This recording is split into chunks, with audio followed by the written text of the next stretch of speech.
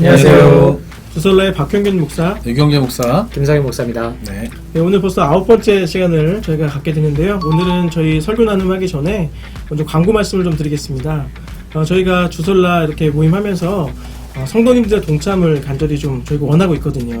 성도님들의 이 저희 주설라에 좀 참여하시고 또 궁금하신 것들을 좀 물어주는 그런 여러분들의 좀 그 참여를 저희가 원하고 있거든요. 그래서 그렇게 참여해 주실 분들을 저희가 모집하고 있습니다. 네, 저희도 처음에 이렇게 시작하게 된 동기도 이제 설교를 듣고 성도님들이 궁금하신 거 아니면은 좀 더 깊이 있게 듣고 싶은 내용들이 뭔가 이런 걸 저희들이 파악해가지고 저희 이렇게 대화로 그런 것을 소개해드리는 게 프로그램의 취지인데요.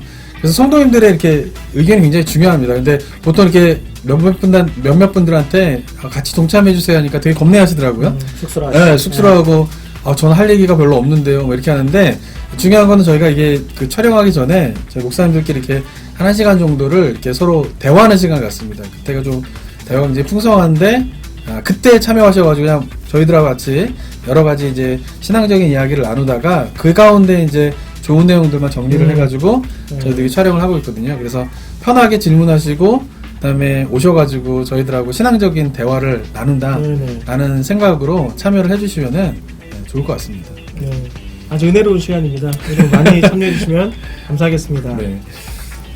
오늘부터 좀 새롭게 저희가 준비한 시간이 있는데요. 이 도서관에 있는 책 가운데 한 권을 소개해서 여러분들이 읽을 수 있도록 그런 시간을 마련했습니다. 오늘은 유경재 목사님께서 좀 준비하셨는데요. 책 소개해 주시죠. 네, 도서관에서 저희가 촬영하고 있는데 보면 저희 교회 도서관에 책이 굉장히 많습니다. 그래서 목사님들이 기회가 되는 대로 한 권씩 한번 소개해 드리겠고요. 제가 읽은 책인데 이게 기적인가 우연인가 라고 하는 책입니다. 리 스트로벨이라고 하는 분이 이제 지으신 책인데요.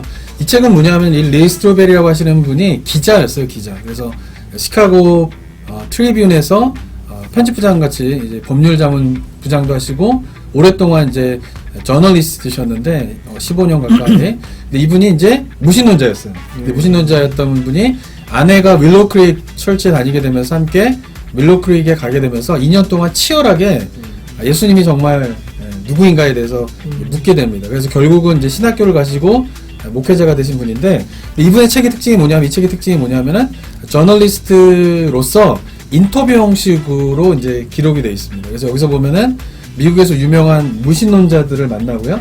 유명한 신학자들을 만나고요.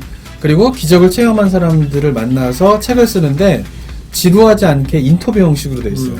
그러면서 정말 이 시대 가운데에서 하나님의 기적은 없다라고 믿는 많은 미국 사람들, 지성인들을 향하여서 여전히 이 시대 가운데에도 기적이 있고 그렇기 때문에 성경 속에 있었던 여러 가지 기적들을 이게 허구다 이렇게 생각하는 경우가 미국인들이 되게 많은데요. 그게 아니라 2000년 전에 예수님이 행하신 그 기적이 사실이고 그리고 그러한 기적이 요즘 시대에도 일어나고 있다라고 하는 거를 굉장히 논리적으로 설명을 하는 책입니다. 그래서 철저하게 저널리스트의 관점에서 기적이 있는가에 대한 것들에 대한 질문을 하나하나씩 풀어가는 책인데 굉장히 흥미롭게 편하게 또 읽을 수 있는 책인 것 같습니다. 그래서 한 번쯤은 읽기를 한번 보내드립니다. 지난주 설교는 저희가 그 사사기 15장 20절부터 16장 3절까지 말씀 샬롬이 없는 사사시대라는 제목으로 목사님께서 말씀을 전해주셨습니다.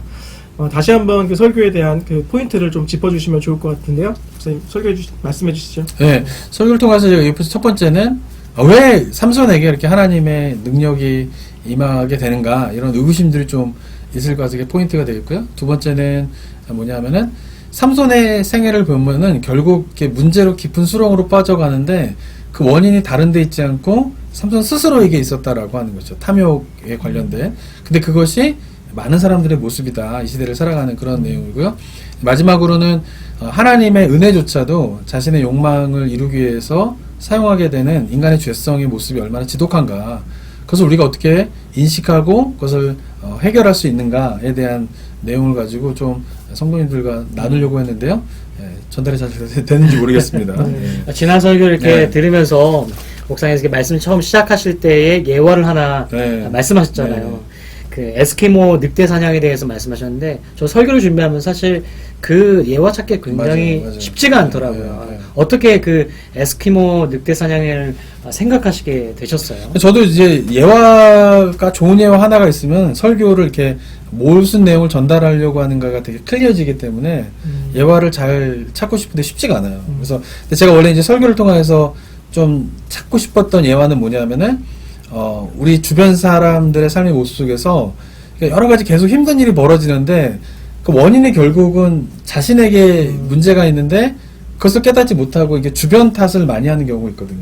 아니면 심지어는 이제 하나님을 탓하는 그리스도인들도 있고 그래서 결국 문제의 원인이 자신에게 있다 이런 거를 좀 구체적인 예가 뭐가 있을까 막 이렇게 고민하고 생각했는데 구체적인 예가 찾기가 되게 힘들었어요. 그래서 일주일 내내 고민하다가 도저히 이제 예화를 찾기 너무 힘들어가지고 토요일 저녁에 저희 아내한테 부탁을 했어요.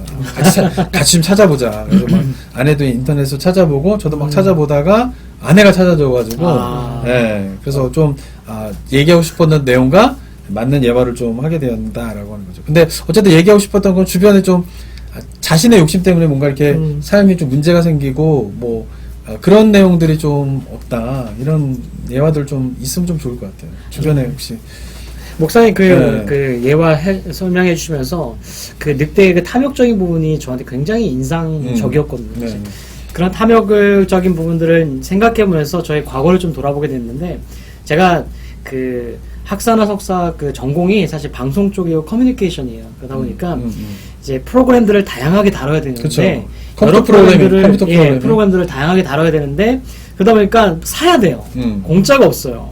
근데 그 프로그램들이 뭐 저렴한 것도 아니고 굉장히 값어치가 그쵸. 비싼 프로그램들이기 때문에 학생의 입장으로서 그런 프로그램들을 다양하게 사는 것이 참 쉽지가 않아요.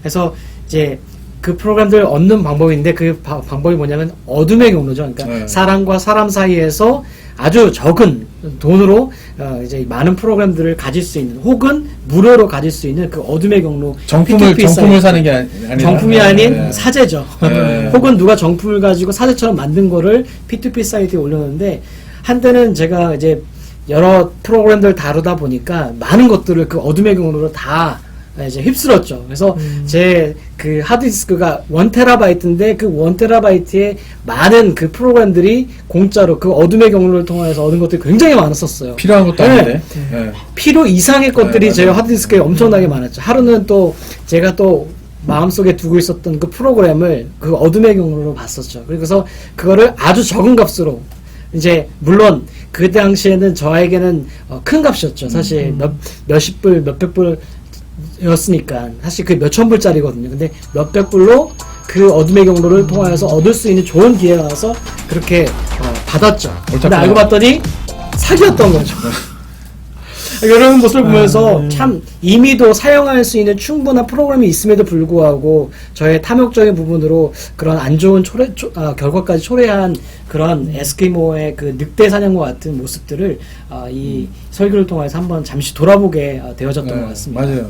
저도 이제 주변에 있는 분들을 이렇게 보면 여러분들을 만나게 되니까 이제 보면 어떤 경우가 있냐면은 그냥 굉장히 이제 항상 부족하다, 뭐 이렇게 가난하다, 힘들다 이런 이야기를 이제 하시는 분이 계셨어요. 근데 그래서 정말 저는 되게 생활하기 어렵고 힘들고 막 이런 줄 알았는데 실제로 집에 가 보니까 집도 괜찮고 뭐 아주 화려하진 않지만 그럼 어느 정도 생활 수준도 괜찮고 하시더라고요. 그런데 항상 보면은 나는 부족하다, 없다 이렇게 하면서 자기가 갖고 있는 거에 대해서 이렇게 만족하시지 못하는 분들도 제가 만나봤어요. 근데 그게 이유가 뭐냐면은 보면은 빈부의 차이가 좀 생기다 보니까 이제 자본주의 사회에서 어느 정도까지 가졌다 손치더라도 보통 사람들이 눈에 보이는 거는 자기가 가진 것보다 더 많이 가지고 있는 사람들을 이제 보게 되면서 아 나는 없어 부족해 저 사람에 비하면 나는 가진 게 없어 이렇게 생각하면서 항상 자기가 가진 거에 대해서 만족하지 못하면서 힘들게 항상 만족하지 못하고 어렵게 살아가시는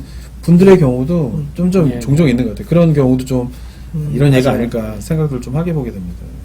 그러니까 이런 부분들이 이제 스스로 좀 깨달으면 참 좋은데 맞아요. 그런 것들을 깨닫기가 참 어렵잖아요. 네. 근데 이런 부분을 교회가 참 도와줄 수 있는 요소라는 생각도 들거든요. 교회에서 이렇게 한 분 한 분을 좀 잘 보고 알게 되고 하면서 그런 분들에게 적절한 조언과 더불어서 방향 또 결과적으로는 성도님이 참 많이 기도하셔야 되는 부분이에요 라고도 이렇게 도와줄 수 있는 부분인데 사실 지금 현재의 교회는 그런 부분을 좀 감당하지 못하는 부분이 많은 있는 것 같습니다. 대부분의 교회들. 네, 많은 부분들이 그런 부분을 좀 다루지 못하는 것 같습니다. 뭐 이렇게 어떤 성도님에게 어떤 조언을 했을 때 그것이 교회적으로 이렇게 소문이 나서 이렇게 혼내는 목사도 소문이 난다거나 또 아니면 또 어떤 그 교회의 어떤 정치라고 하는 그런 부분에 영향을 주어서 제 어떤 권면을 했던 목사가 불이익을 받는다거나 뭐 이런 일들이 조금씩 교회 안에 있으면서 어떤 부분의 문제에 대해서 같이 좀 조언하고 충고하고 하는 부분들이 좀 교회 안에서는 어려운 일이 되어지지 않았나. 또 한편에서는 또 목회자의 신뢰 부분도 영향을 좀 미치는 것 같아요. 어떤 되게 굉장히 신뢰하는 목사님께서 그런 부분들에 대한 조언을 주실 때는 굉장히 받아들여지지만 참 어떤 목회자가 신뢰되지 않는 상황에서 어떤 조언이 주어졌을 때는 내가 그 말을 왜 따라야 돼? 라고 하는 마음이 들겠다라고 하는 생각도 들고 있습니다. 그래서 그런 부분 참 교회에서 좀 어려운 것 같아요. 교회에서 있어야 되는 모습인데, 그죠?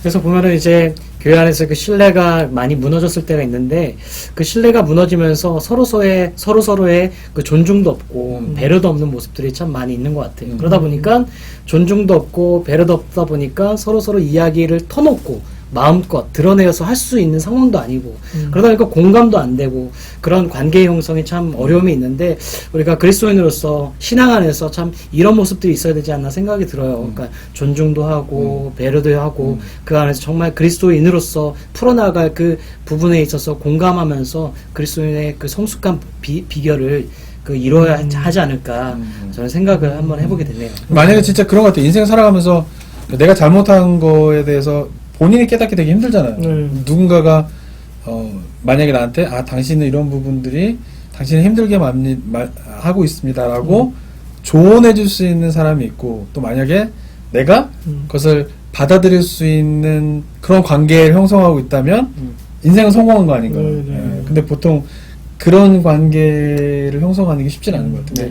교회 안에서 좀 만약에 영적으로 우리가 더 성숙해 가기 위해서는 그러한 신뢰 속에서 서로의 부분에 대해서 정죄하는 것이 아니라 권면과 이런 걸 통해서 서로가 영적으로 더 성장해 갈 수 있는 부분들이 있으면 좋겠는데 그런 부분들이 좀 쉽지는 않은 것 같은 모습이 좀 있는 것 같아요. 우리가 같이 좀 많이 노력해야 되는 부분이라 생각이 듭니다.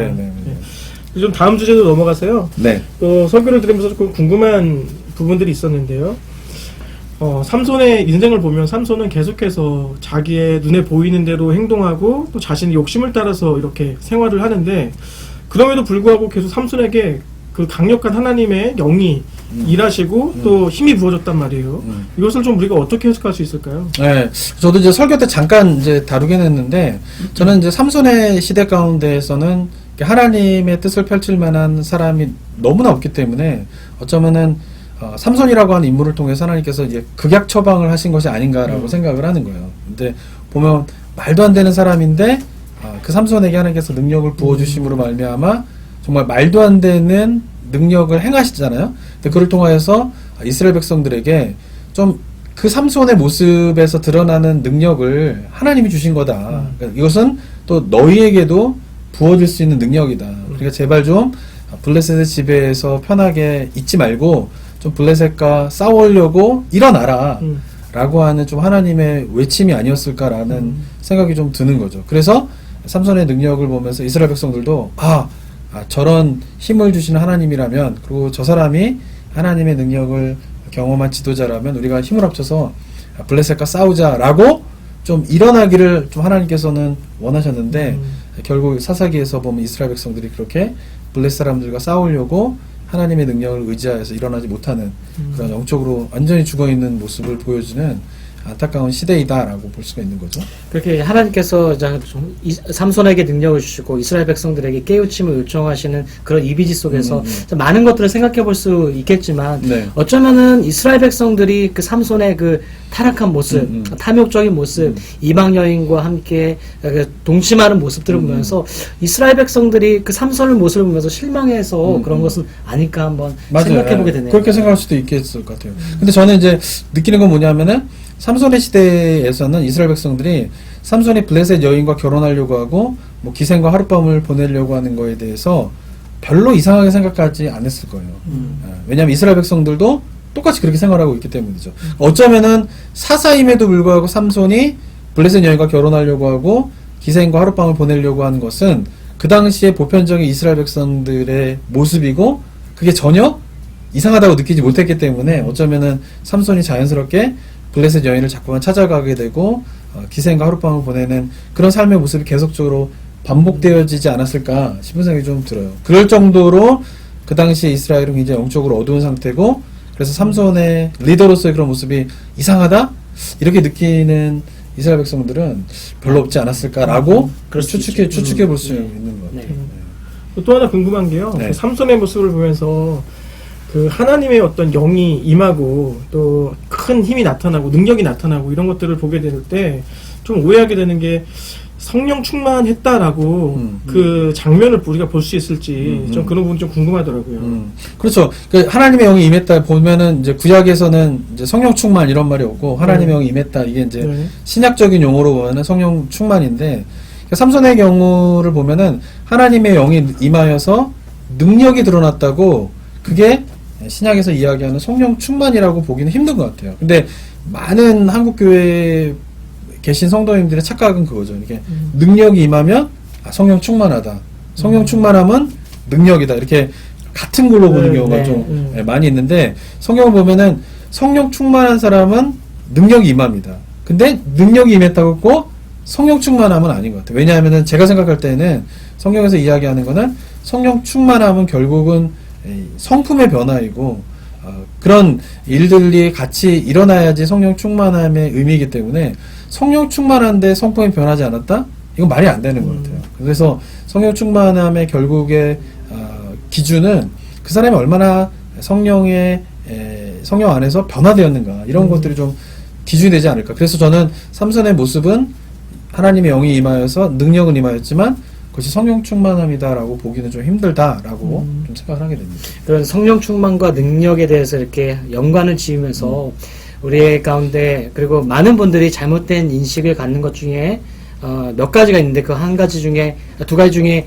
한 가지를 좀 살펴보면은 방언하는 거 혹은 그리고 은사로 누굴 치유하는 거로 우리에게 인식이 이렇게 각인되어 있잖아요. 성령 충만함의 모습은 방언을 하고 그리고 치유하는 거 이게 성령 충만한 모습이다라고 그렇게 생각할 때가 있는데 근데 이제 그것이 성령 충만한 성경에서 말하는 부분이 아니라 정말 성경 속에서 말하고자 하는 그 성령 충만의 핵심적인 부분은 바로 인간에 담고 있는 지적인 부분, 감정적인 부분 그리고 의지적인 부분이 그 성령으로 말미암아 다스림을 받는 거죠. 맞아요. 왜냐하면은 인간은 바로 인격체이고 또한 성령님도 똑같은 인격체를 가지고 있기 때문에 그런 지성적인 부분, 감정적인 부분, 그리고 의지적인 부분이 성령으로 말미암아 통제 가운데 다스림을 받는 것이 바로 성령 충만한 모습인데 우리는 성령 충만하면 방언하고 성령 충만하면 기적을 일으키고 그것을 너무 단순화하는 그런 논리로 생각할 때가 참 많이 있지 맞아요. 않나. 맞아요. 그래서 그 성령 충만, 능력 그렇게 동일하지 않나 생각이 드는 것 같아요. 맞아요. 그래서 우리 성도님들이 좀 오해하지 마셔야 되는 부분들이 좀 있는 것 같아요. 이 시대를 살아가면서 좀 분별의 눈을 좀 더 크게 뜨게 되면 어떤 이제 목사님들을 대할 때 저분이 참 또 성적인 문제도 있는데 설교를 너무 잘해. 또 어떤 분은 또 어떤 재정적인 좀 비리의 어떤 부분들이 있지만 저분에게 자꾸만 능력이 나타나. 뭐 이런 것들을 보면서 그래도 저분은 성령 충만해. 라고 그렇죠. 이렇게 그분들을 인정하는 경우들이 종종 있는 것 같습니다. 실제 한국 교회 많이 있죠. 그렇죠. 그렇게 계속해서 그 능력이 나타나니까 계속해서 그 어떤 은사가 자꾸 나타나는 것 같으니까 저분에게는 그 연약함이 있지만 그래도 능력이 나타나니까 저분은 하나님의 종일 거야. 저분은 성령 충만한 분일 거야. 라고 생각하면서 같이 이렇게 신앙생활을 해가는 경우들이 종종 있거든요. 그런데 오늘 말씀에서 본 것처럼 삼손이 계속 자기의 소견을 옳은 대로 살고 그렇게 이렇게 죄를 짓고 이렇게 살면서도 능력이 나타났다는 것들을 기억하시면 좋겠습니다. 그것이 성령 충만이 아니라는 사실을 여러분이 좀 기억하면서 앞으로 좀 그런 분별력을 가지고 신앙생활을 할 수 있는 그런 저와 성도님들이 참 좋겠다는 생각이 드네요. 여태까지 한국교회의 기준이 그런 게 있었으니까 뭔가 이렇게 능력이 나타나는 것도 아니죠. 그러니까 사람들이 많이 모이는 이유가 설교 말발이 좋아서 이렇게 하는데 결국은 그 뒷모습은 설교단 아래 내려와서는 전혀 다른 삶을 모습을 살아가는 목회자들이 있음에도 그분이 이쪽 교회에서 문제 일으켜서 저쪽에 가서 개척하면 그 교회 또 몰리고 막 이런 일들이 일어나는데 그게 정말 뭐가 성령 충만함인가에 대해서 좀 분별하는 것이 좀 필요한 것 같아요. 근데 한번 기억하실 거는 저도 예전에 그런 목사님을 보면 막 비판하고 막 이런 게 되게 많았는데 근데 그게 왜 그런 일이 일어나냐 하면은 바로 인간의 죄성이 그렇게 지독하기 때문에 그렇다라고 하는 것이죠. 제가 묵상해 보면은. 그래서 저도 그럴 수 있다라고 하는 것을 요즘에 저도 많이 생각을 합니다. 근데 오늘 아침에도 이제 뉴스 하나를 봤는데 옥스퍼드에 있는 어떤 되게 신학자인데 구약 신학자인데 그분이 결국 이제 체포를 당해서 구속되게 됐는데 그 이유 중에 하나가 뭐냐면은 요즘에 이슈가 되고 있는 아동 포르노를 다운로드 받아가지고 본 것으로 인해서 이제 유럽에서 이제 체포를 당했다라고 하는 뉴스를 보게 됐는데 이해가 될 수 없는 거죠, 그죠? 신학자인데. 안타깝네요. 예. 근데 그런 모습들이 어쩌면은 우리들한테도 있을 수 있겠다. 이렇게 인정하고 가는 게 좀 필요하지 않을까 싶은 생각이 들고 왜냐하면 누구나 그것이 인간의 죄성을 가지고 있는 모습이다라고 성경이 이야기하고 있으니까요. 그리고 그것을 발견할수록 뭔가 나의 죄성이 드러나는 그 순간에 이게 내가 또 죄성이 그런 모습들이 있구나라고 하면서 하나님 앞에 또 기도하게 되고 십자가를 의지하게 되고 하면서 우리가 평생 그렇게 좀 긴장감 속에서 나도 그럴 수 있다. 그런 긴장감 속에서 하나님을 의지하고 십자가를 바라보면서 살아가야 되는 게 그리스도의 신앙이 아닐까, 그리스도의 그런 영성의 모습이 아닐까라는 생각을 좀 많이 해보게 됩니다. 그러니까 우리의 신앙 ING의 상태인 거죠. 맞아요. 예. 그렇죠. 계속적으로 그렇죠. 네. 해나가야 되는 부분도 좀 있는 것 같아요. 어느 정도 됐다, 나는 완성됐다 이런 거는 그 순간부터 무너지게 되는 것 같아요. 날마다 우리가 죽지 않으면 우리도 삼손과 같이 될 수 있는 연약한 존재라는 사실을 좀 모두가 기억했으면 좋겠습니다. 오늘 주설라 나눔은 여기까지 하도록 하겠습니다. 네. 감사합니다.